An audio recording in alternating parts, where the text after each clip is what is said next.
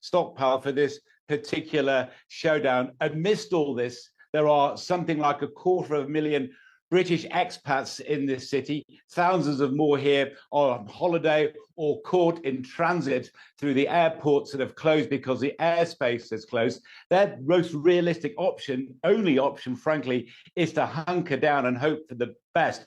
While the British government works on this evacuation plan, if it happens, it will be on an almost unprecedented scale. Judy, today we drove through 10 hours of desert to get here. For the moment, it is the only way into the Gulf and the only way out.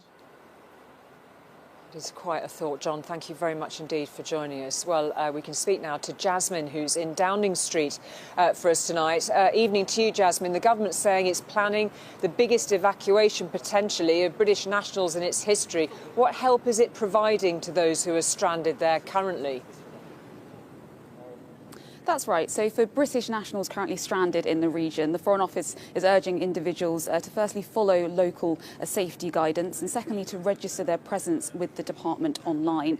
What this means in practice is providing passport details, an email address, a phone number, so the department gets a sense of how many people are in the region. It's estimated that nearly 100,000 people have already done so. The bulk of those are in the UAE and are currently thought to be in transit or holiday makers. Now, we also understand that the Foreign Secretary is looking at possible options for an evacuation plan, is working with the Ministry of Defence to do so, with all options on the table. And certainly as this conflict intensifies, there's going to be lots more pressure on the government to ensure that all British nationals who want to get home can do so safely and quickly.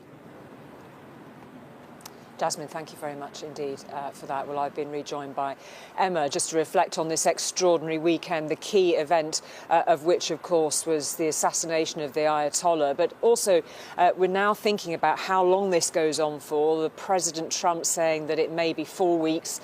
Who knows? He puts timings on all sorts of things. Just where do you think we are tonight? Well, if you think about it, it is a hugely seismic moment in terms of the assassination of the Ayatollah. But within days, there will be another Ayatollah. Within days, there will be replacement generals, replacement military structures. And so this is not the bringing down of the regime in Iran. It is a change. It may lead to a chance for more pragmatism from those who take over, but it is not the end. When Donald Trump says it's going to be 4 weeks, that's not something that's actually in his gift, in the same way that it's not in Keir Starmer's gift to say that we're only doing defensive actions. The reality is Iran will assess a part of this. They do have a call on it, and they will take actions. In 4 weeks, we could see an awful lot of